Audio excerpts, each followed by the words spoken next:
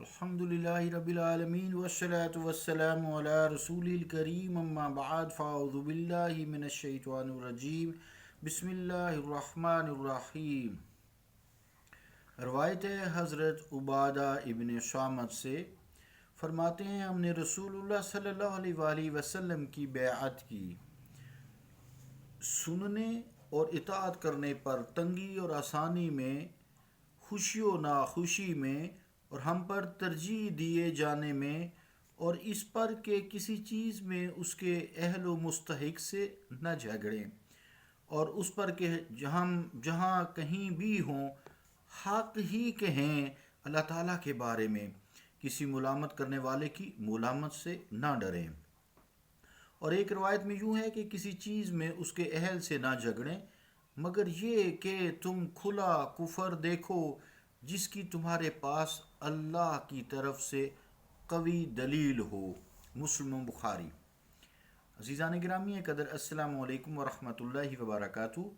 اس حدیث پاک کا جو مفہوم ہے آدھا تقریباً کر لیا تھا کہ ہم پر ترجیح دیے جانے میں یہاں سے، اور یہ جو اگلا حصہ ہے اور اس پر کہ کسی چیز میں اس کے اہل و مستحق سے نہ جھگڑیں، یعنی یہ بیعت بھی ہوئی۔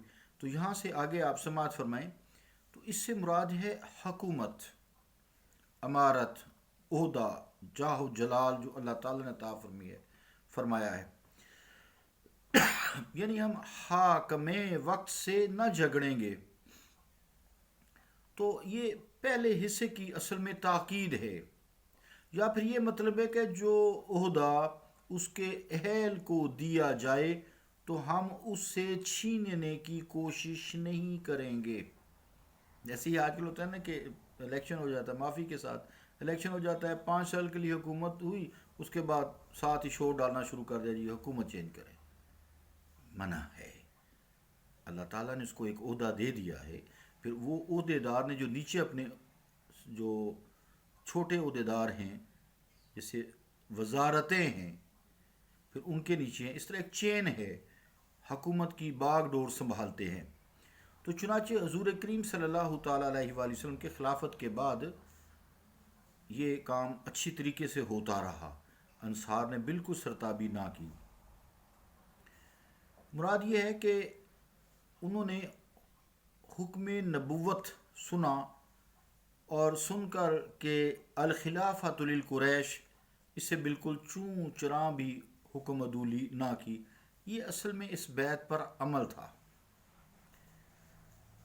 پھر جو گزشتہ عہدے ہیں ان کے علاوہ اور دوسرا کوئی عہدہ ہے، یعنی ہم مداحنت فی الدین نہیں کریں گے، ہر چھوٹے بڑے کے سامنے ہر جگہ ہر وقت سچی بات کہیں گے۔ یہاں سے آگے ہے کہ ہم جہاں بھی ہوں گے حق ہی کہیں گے، اگر کوئی اس حق کہنے میں ہم سے ملامت کرے گا تو ہم اس سے خوفزدہ نہیں ہوں گے۔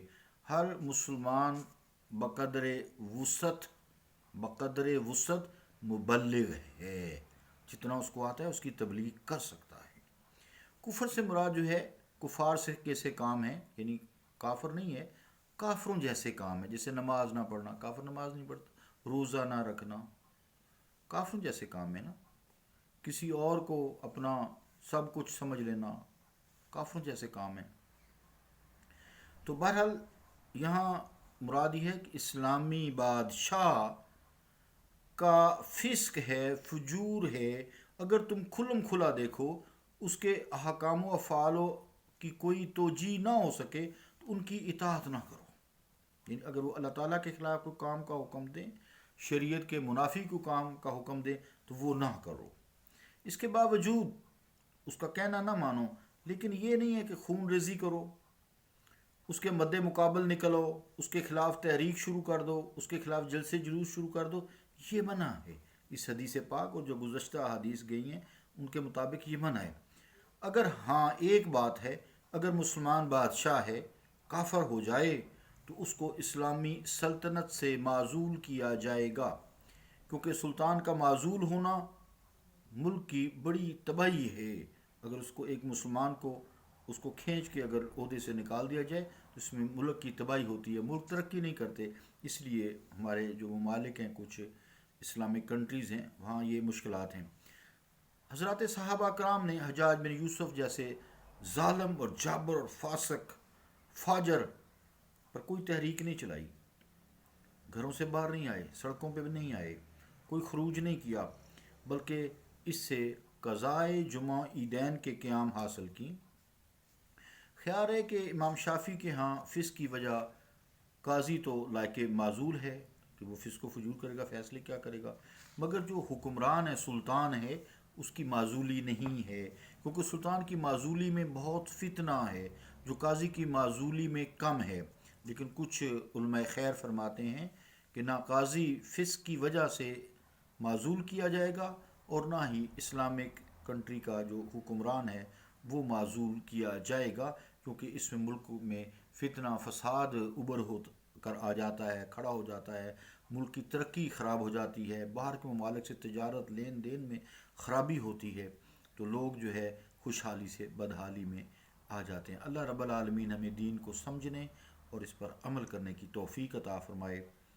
اللہم صلی علی محمد وعلی آل محمد وبارک وسلم۔